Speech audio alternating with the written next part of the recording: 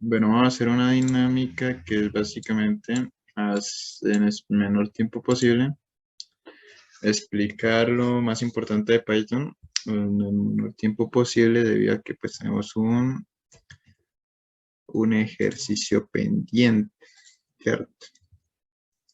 Este es el del ejercicio pasado, del video pasado, sin embargo, vamos a necesitar conceptos.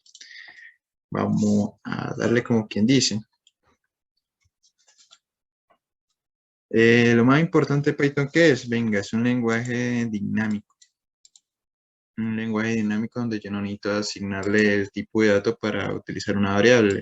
En este caso podemos tener, por ejemplo, este dato. En este caso se llama nombre dato.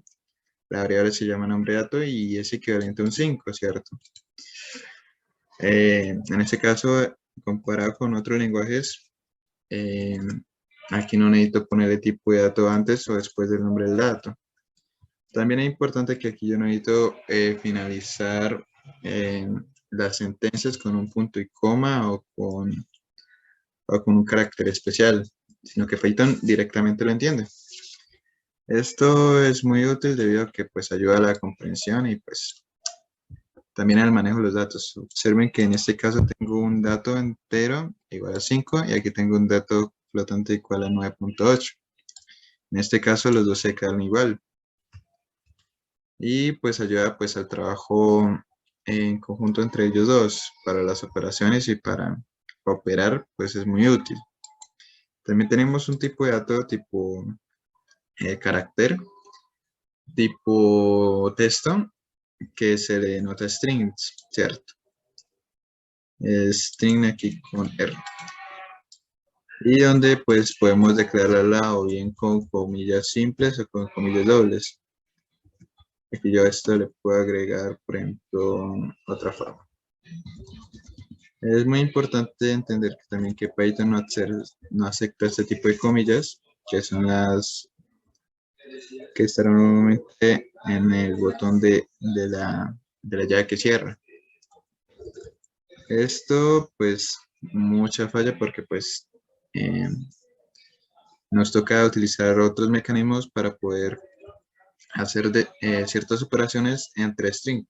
No quiere decir que sea malo o sea bueno, simplemente que nos invita a utilizar operaciones. Listo. También tenemos datos booleanos, que aquí también por alguna extraña razón toca iniciar si es verdadero o falso con mayúscula. En este caso podemos utilizar el valor lógico verdadero, true, o falso. Y para decir si es o no es, utilizamos las letras OR. ¿Qué quiere decir esto? Venga, si es verdadero o falso, tome cualquiera. En este caso, pues más adelante vamos a explicar un poco mejor esto.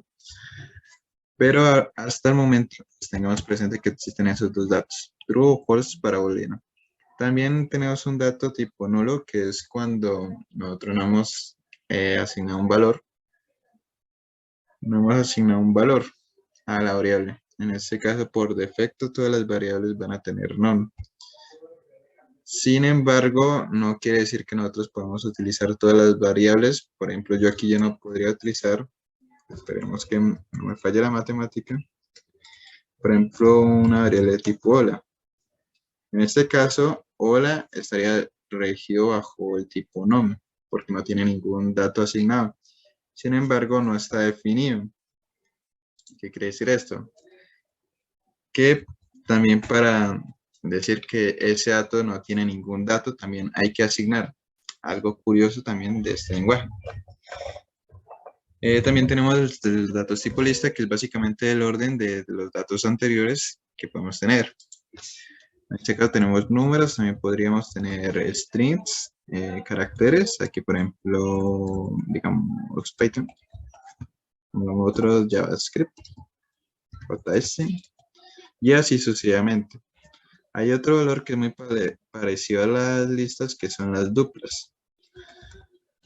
Pero en este momento solo tengamos presente que se declaran, se asignan igual, solo que en lugar de corchetes cerrados, se hacen con paréntesis. En este caso, pues, en este caso podríamos tener esta misma lista en una dupla, pero lo único que cambiaría es que las duplas son inmutables. Yo no puedo agregar ni modificar las duplas. Una vez que yo asigne las duplas, pues en el resto del programa no las voy a poner modificar. Listo. En cambio, la lista sí, yo aquí puedo poner una lista más otra lista y muy seguramente aquí me va a salir bien. No me sale error. En cambio, si yo le sumo una dupla a otra dupla, en este caso aquí me sale un error. Es como la única diferencia que hay. Listo. Bueno, hay otro tipo de dato, o más bien, en este caso ya estamos considerando objetos. ¿Qué es un objeto? Un objeto es un dato no primitivo. En este caso, las duplas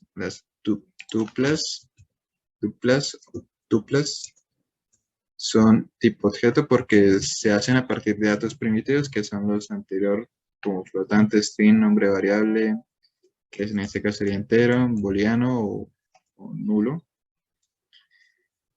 que se hacen a partir de ellos. En este caso también tenemos un dato tipo diccionario.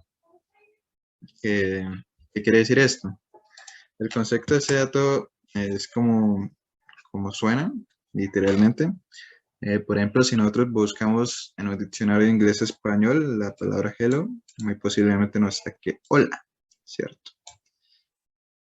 Y eso es la principal objetivo de este tipo de objeto, ¿cierto? ¿Para qué es útil esto? No, bueno, dependiendo del caso, para acceder a la información, ¿cierto? Por ejemplo, aquí accedemos a la variable, en este caso diccionario, y si nosotros tenemos un dato, en este caso hello, nos va a sacar hola, como lo tenemos acá, ¿cierto? Esto dependiendo de la aplicación, esto va a ser muy útil. Aquí no necesariamente tiene que ser tipo string, aquí también podemos tener cualquier tipo de dato. En este caso podemos tener tipo nulo. Lo único que va a cambiar aquí es que no me va a sacar nada porque no hay nada asignado.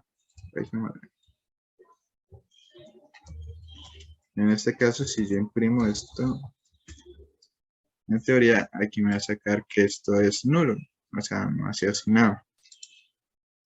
Aquí yo también puedo colocar tipo string. Pongamos también un flotante, nomás para demostrar que puedo poner cualquier cosa, ¿cierto? Estos serían básicamente los datos más principales que tiene Python. Más adelante, pues, de pronto comparto más datos. Y pasemos a algo que también es muy importante, que son las funciones. Bueno, una función se compone de parámetros muy sencillos, que es la palabra reservada def, que es la que me define una función, me la define también el nombre de la función y los parámetros de entrada de la función en este caso. Parámetros de entrada dicho. Dentro de una función, ¿qué podemos hacer? Bueno, podemos hacer operaciones, podemos hacer cambio, inicialización de variables. Aquí en este caso voy a poner parámetro para que me imprima parámetro de entrada. Bueno, algo muy importante que creo que no dije es que este print lo que me hace es sacarme en consola. En este caso, esta es la consola que viene con Google Colab, como había dicho, y que lo único que hace es imprimirme el dato que yo le entro. En este caso, me había imprimido nombre variable 5, la lista, que en este caso es esta lista, me la está imprimiendo bien. Y ya. En este caso voy a utilizar esta función para hacerme ¿qué? Para que me imprima el dato de entrada y un dato tipo string, que esto dice que esto es una función. En una función podemos o no poner esta línea de código. ¿Qué es lo que hace? Este return, como la traducción en español sería muy coherente, sería devolver algo, ¿cierto? Aquí podríamos poner, por ejemplo, por ejemplo aquí tendríamos parámetros de entrada, aquí tendríamos parámetros de salida, ¿cierto? También otra cosa que es muy importante es que para hacer comentarios en Python utilizamos o el numeral o las comillas triples. Comillas triples de unas comillas dobles. Listo. Estas son comillas dobles, pero tenemos que poner 3 ambos lados para que lo entienda el lenguaje como si fuera un comentario. ¿Y qué es lo que ocurre con esto? Venga, que esta línea de código el lenguaje no lo va a utilizar, lo va a omitir. Le va a seguir a la siguiente, con el fin de que nosotros hagamos el código pues más legible. Lo podemos hacer de las dos maneras, no es tan relevante, sino que es más popular de esta manera, muy posiblemente lo vayan a ver casi siempre. Sin embargo, esta se utiliza por lo general al inicio de todos los programas. Listo. Las funciones también las podemos asignar a variables, en este caso la variable de nombre función la voy a asignar a la función y le voy a pasar un dato entrada 3. En este caso no es tan relevante porque no estoy haciendo nada con la función.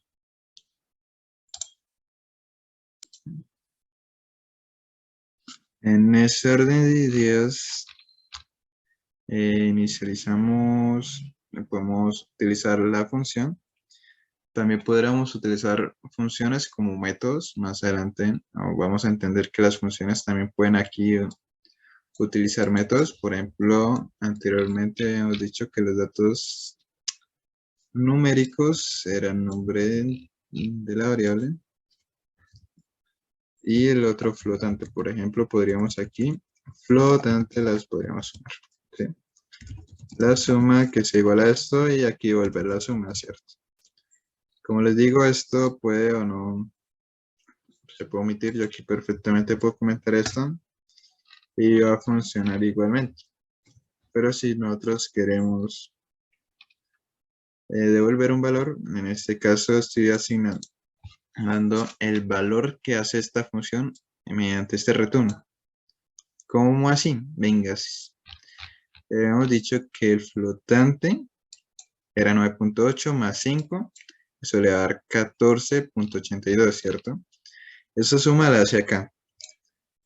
Y la suma la devuelve a la variable. En este caso, ahora función, que es equivalente a esta función, y esa función devolvió ese 14.8. Ahora la función va a ser número, que es 14.82, ¿cierto?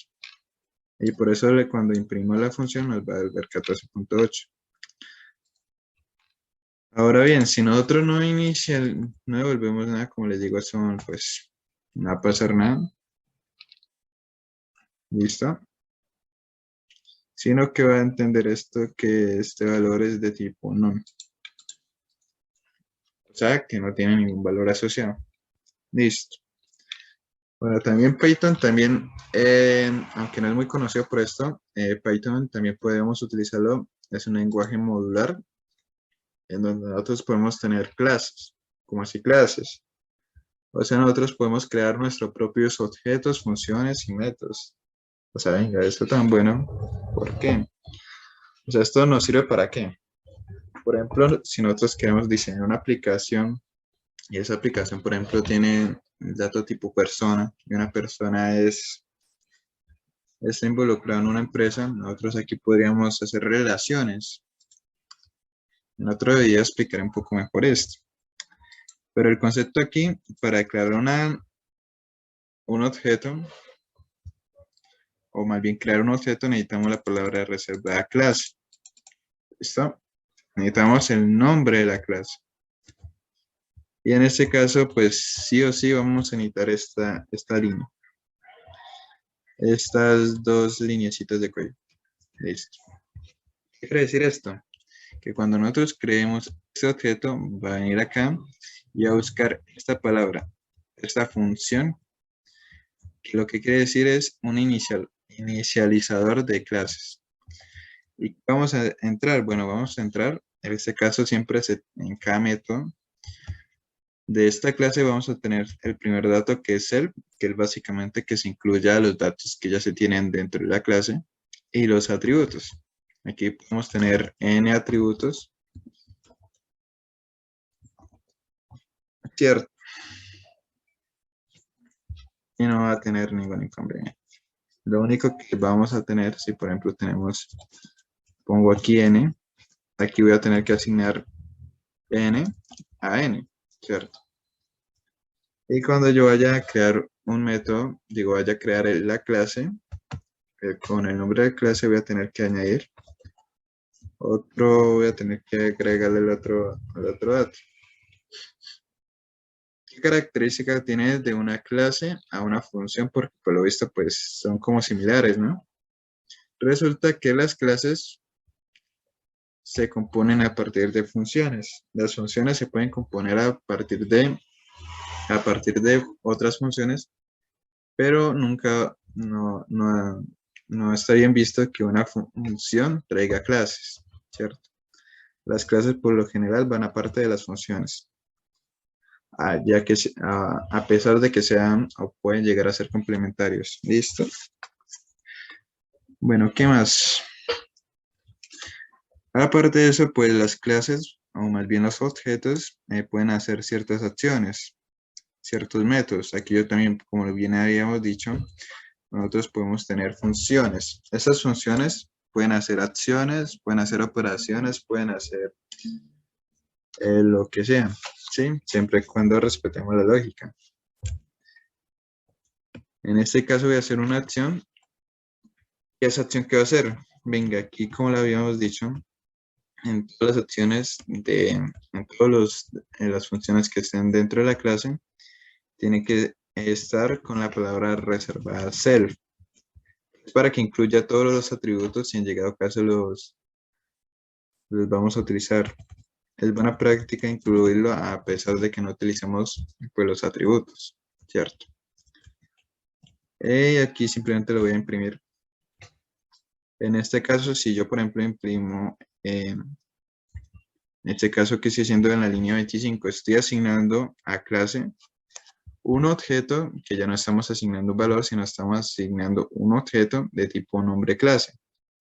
Este nombre clase ya no nos va a poder imprimir, como anteriormente habíamos dicho, en este caso no nos imprime el string propiamente porque no es un carácter, no es un dato primitivo, es un dato no primitivo.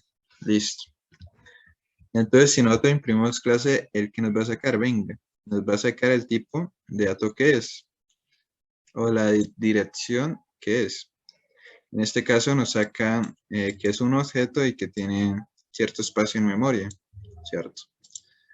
Pero yo ese objeto, en este caso se llama clase, nosotros podemos acceder a las acciones o a los métodos que están dentro de esa clase. En este caso voy a acceder al método acción para que él me imprima el ejemplo de una acción. Listo. En este caso lo imprimo.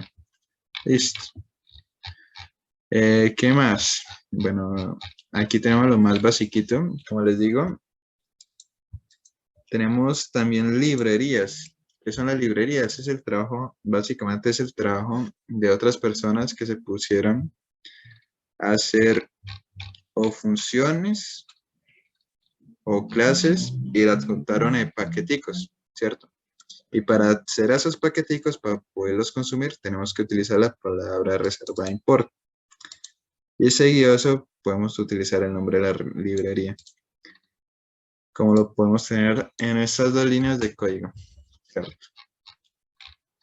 En este caso, pues a mí no me gusta tanto utilizar, si nosotros si queremos, por ejemplo, acceder a estas librerías, voy a imprimir, por ejemplo, el número pi. El número pi está dentro de la librería mat, que es lo más lógico que estuviera en una librería de matemáticas, está el número pi, ¿cierto?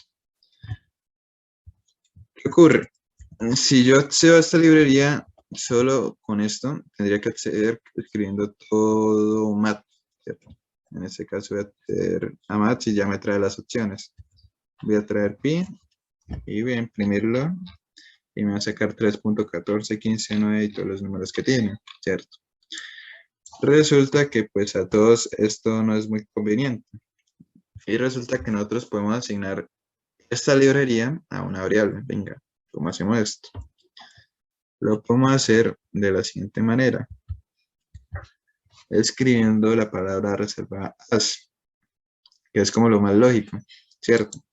Impórteme este archivo como mt. En este caso, después de esta línea de código, nosotros podemos escribir mt.py y el sistema ya me lo va a reconocer, ¿cierto? Entonces como 14, 15, 9 y así sucesivamente. Porque ahora mat deja de ser mat como nombre del objeto y pasa a ser mt, ¿cierto? Bueno, hasta aquí esto como lo más basiquito. Ahora vamos a ver un poco de operaciones lógicas. ¿Qué quiere decir esto? Operaciones lógicas quiere decir las operaciones que podemos hacer, las más básicas que entre las variables, ¿cierto? Nosotros podemos sumar, podemos igualar, podemos preguntar al sistema si eso no es igual, si son diferentes, ¿cierto? En este caso voy a asignar primero dos variables, x y y, ¿cierto? Le voy a preguntar, venga, si x es igual a y, haga esto, ¿cierto? Esto es lo que quiere decir esto. Si x igual a y, entonces imprima son iguales, ¿cierto? Entonces, como x igual a y, entonces deberían imprimir son iguales, ¿cierto? Efectivamente lo hace. Ahora bien, voy a introducir un dato z. Ahora, si z, para decir,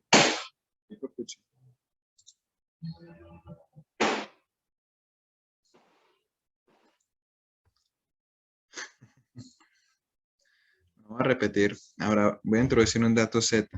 Si z, aquí acabamos de decir si son iguales. Ahora bien, si son diferentes. Si son diferentes, utilizamos el signo de exclamación y un igual. Para decir que si son iguales, tenemos que utilizar dos iguales, ¿cierto? Para si son diferentes, si x es diferente de z, entonces escríbame diferentes, son diferentes.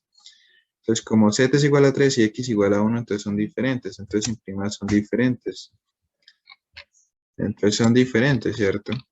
Ahora bien, ¿qué pasa si nosotros queremos hacerle muchas preguntas sucesivamente? Nosotros lo podemos hacer, ¿cierto? ¿Cómo lo hacemos? Resulta que podemos concatenar eso en varias expresiones. ¿Cómo lo hacemos? Con if, con el if, el elif y el else. Aquí, ¿qué quiere decir esto? Venga. Si x, en este caso vamos a ver otra operación que es mayor que, si x es mayor que z, haga esto. Pero si z es mayor, pues pasa acá. Entonces le pregunta acá, venga. Entonces, si x es mayor que y, entonces imprima x mayor que y. Pero ¿y si no?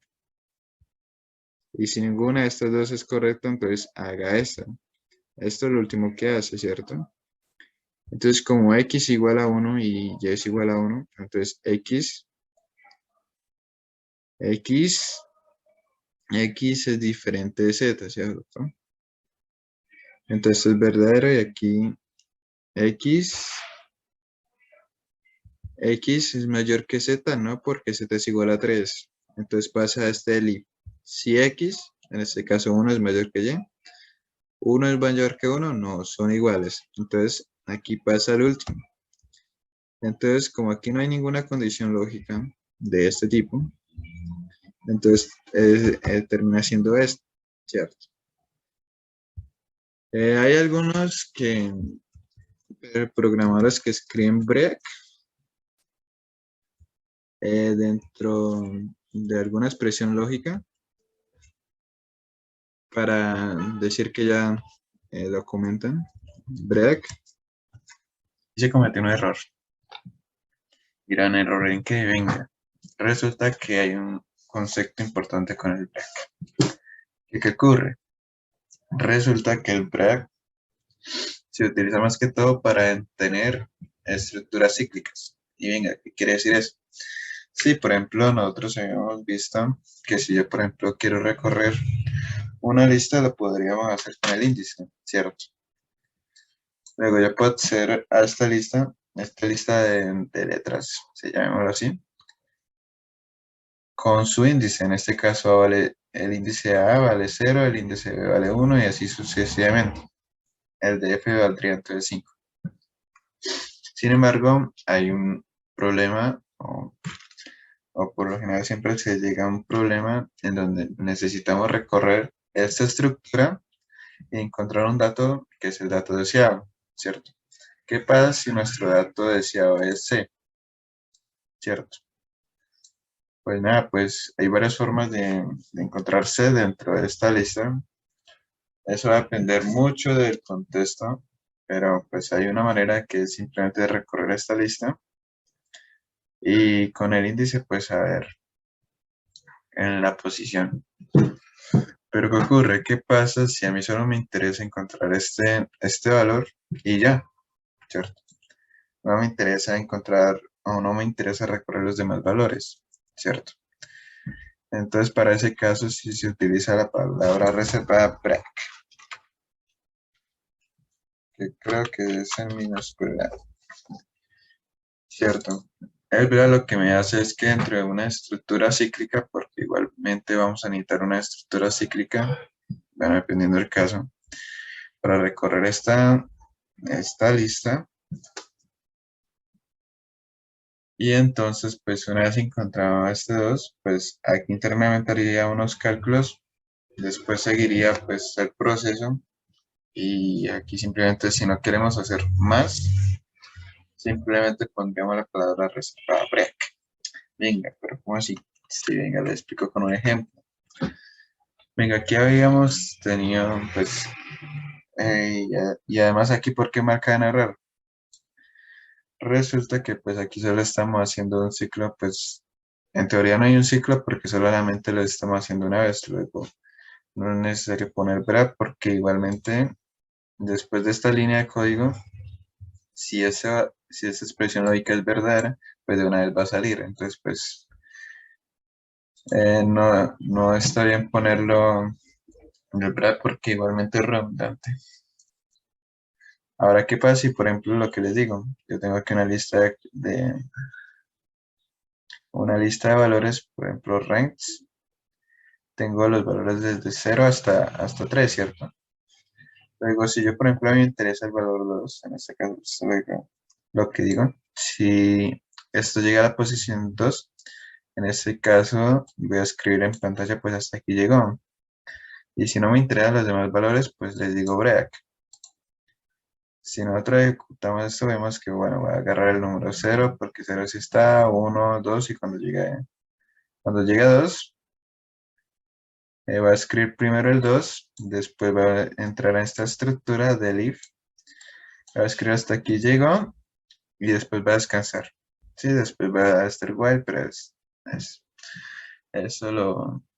eso es para otro más adelante. Es una expresión, tenemos el if. Ahora podemos también tener el for. Y para el for hay que decir unas ciertas cositas.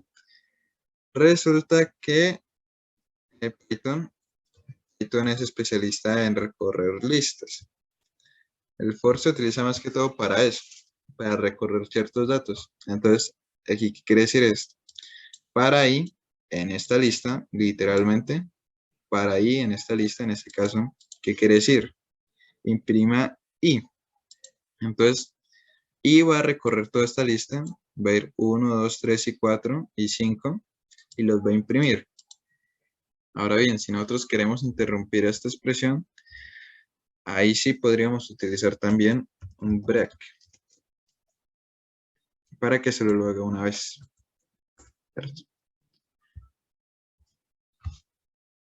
Entonces, si aquí podemos, por ejemplo, recorrer listas, también podemos darle para que haga una lista. Por ejemplo, hay una expresión que también se utiliza mucho que es range, para que me haga una lista y él por defecto la recorra. Por ejemplo, tenemos aquí lo único que habría que escribirle es el número de pasos que hay que dar. En este caso voy a poner 4. En este caso, range por defecto empieza desde 0 y va hasta n-1. En este caso iría hasta 3, entonces iría desde 0 hasta 3, ¿cierto? Por último, hay otra expresión que es importante, que es el while, que es como el for.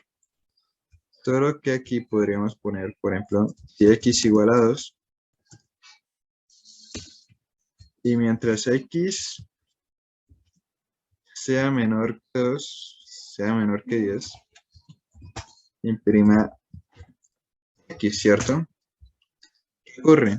Con el while hay que tener cuidado, porque aquí pueden hacer los bucles de esos que consumen toda la memoria RAM, ¿cierto? Entonces hay que controlar muy bien cuando utilicemos un while, porque aquí podríamos consumir toda la memoria RAM. Sin embargo, en este caso, como estamos utilizando un navegador, consumiríamos toda la banda ancha, ¿cierto? Aquí podríamos aumentar el valor de x de esta manera. X es igual a x más 1, ¿cierto? Para cada paso que dé x, este me aumenta en 1, ¿cierto? Para esta expresión hay una más conocida que es la siguiente.